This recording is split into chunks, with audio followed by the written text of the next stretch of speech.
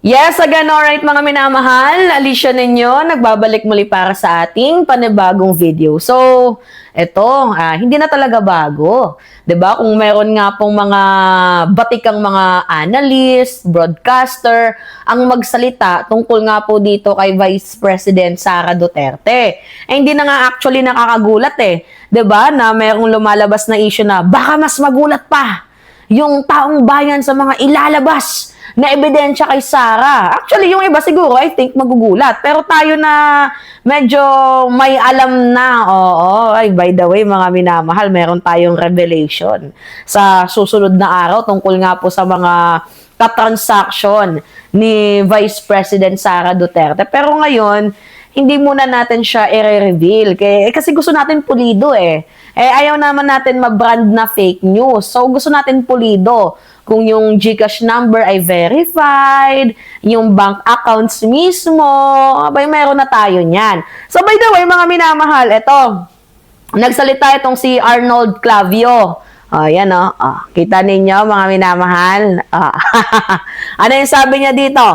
Nagulat ang buong bansa sa napakalaking halaga na nasangkot sa ghost flood control projects. Pero baka lalong magulat ang taong bayan, pati ang kanilang taga-suporta kung paano nagkamal ng napakalaking halaga si Vice President Sara Duterte sa bangko. Yan nga yung tinatakasan ni Sara Duterte. 'Di ba? Yung tungkol sa bank records na 'yan. Kaya nga siya hindi dumalo dito sa House Justice Committee. Ano yung ginawa ni Sara Duterte?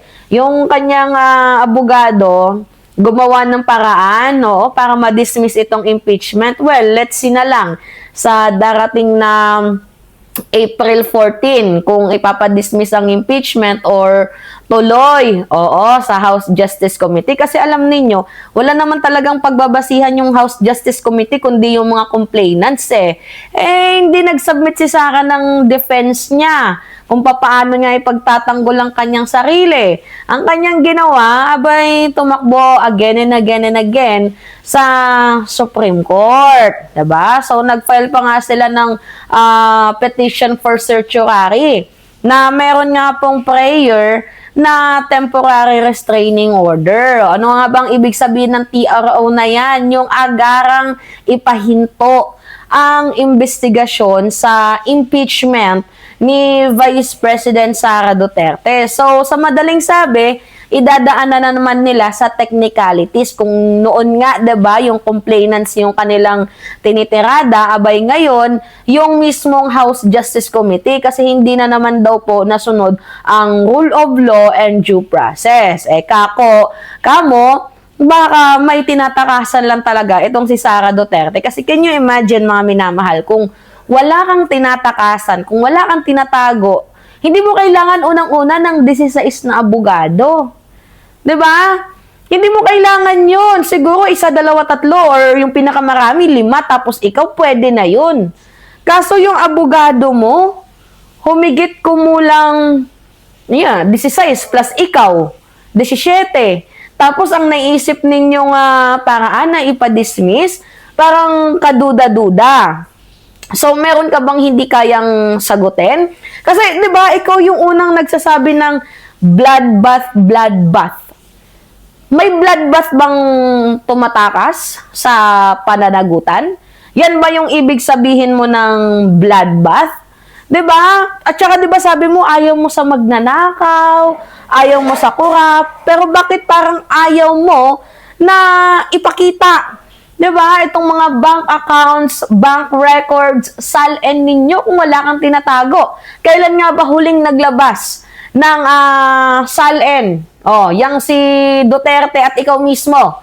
Si Digong 2017, 'di ba? Tapos ikaw kailan? Yung dineclared mo na SALN mo 81 million. Maniniwala ba kami diyan? 81 million pero magkano yung abogado nyo kay Kaufman? Magkano? Yung abogado nyo kay Kaufman, 150 million per month. Magkano lang naman ang sinusweldo ng pagiging vice-presidente? Diba, nagigets ninyo mga minamahal. So, hindi ka panipaniwala. Yan nga yung sinasabi ni Trillanes na merong joint account, itong si Sara Duterte at itong si former President Duterte, na galing sa pera ng mga di umano ha. Oo, pera daw po galing sa mga drug lords, sa droga. So, kung hindi totoo ang sinasabi ni Trillanes, bakit hindi mo i-present yung sarili mo or i-defend yung sarili mo na nagsisinungaling lang yan si Trillanes, ilaban mo yung sarili mo. 'Di ba? Nagigets ninyo mga minamahal, kung talagang wala kang ninakaw, kung talagang sinungaling si Trillanes, i-defend mo yung sarili mo, patunayan mong sinungaling siya. Kaso ang gustong mangyari ni Sara Duterte, idaan na naman muli sa technicalities. Idadaan na naman muli sa, ay, hindi yan tama, hindi na naman nasunod yung due process. Tama ba yun? 'Di ba? Puro na lang due process, due process. Ilang due process pa ba ang kailangang ibigay sa'yo? 'Di ba? Lalo pat may pasabi-sabi ka ng bloodbath, bloodbath. Yan ba yung bloodbath na tinutukoy mo? 'Di ba? Bloodbath na walang sustansya, tapos inutusan mo pa yung mga pulpul mong abogado na mag-file diyan sa Supreme Court. Oh, inutusan ni Sara Duterte yung kanyang mga pulpul na abogado. Talagang nag-file doon sa Supreme Court yan. Sila Atty. Vic Rodriguez, sila Topacio, 'di ba? Kasama pa yung pirma na 300,000, 'di ba? Signatures sa Tae Kami Naman campaign. Nakakaloka mga minamahal. Alam mo, Vice President Sara Duterte, kung talagang ayaw mo sa pagnanakaw at kung talagang nais mo na ipakita sa taong bayan yung full transparency and full accountability, patunayan mo yung sarili mo na hindi ka magnanakaw. Kaso ang ginagawa mo, umiiwas ka eh.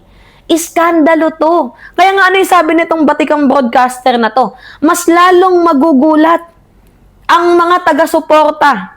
Taga-suporta mo. Oh, gusto mo ba yon yung mga supporters mo? Mas lalong magulat sa ginawa mong katarantaduhan na nagkamal ka ng napakalaking halaga.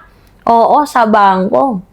Diba, mga minamahal? Sabi ko nga sa inyo, yung House Justice Committee, hindi naman nila sasabihin na may probable cause or wala. Hindi pa naman tayo umaabot sa puntong yon. Pinapasagot ka lang para tingnan kung may probable cause or wala.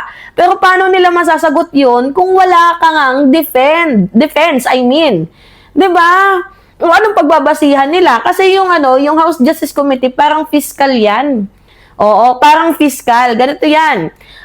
May complainant, tapos kailangan mong sumagot. Eh, ang problema, kung hindi ka dyan sumagot, ano yung pagbabasihan nila? Di ba walang iba kundi yung sa complainants? So, mas mabilis uusad ang kaso. Gets ninyo? So, ngayon, itong si Sara Duterte mukhang nasa panganib na. Oo, malapit na mga minamahal. Ito na. Itong si Sara Duterte nalalapit ng mahusgahan. Kaya tingnan ninyo. Syempre, yung appointee ba naman ni Digong, ilan yan? 14 dyan sa Supreme Court. Hindi naman natin sinasabing bias ang Supreme Court ha, pero sana naman tingnan ng mabuti. Oo, ng Supreme Court, yung kanilang, yung sumbong ni Sara Duterte, di ba? Na hindi na naman daw nasunod ang due process. In the first place, ilang beses na nating sinusunod yung due process na tinutukoy ninyo. Diba? Alright, mga minamahal, yun po. Anyway, pahingi lamang po ako ng comments, likes, and share. And also, don't forget to click the subscribe and always nyo pong i-hit ang notification bell for more update. Maraming salamat po at ingat, mga kababayan.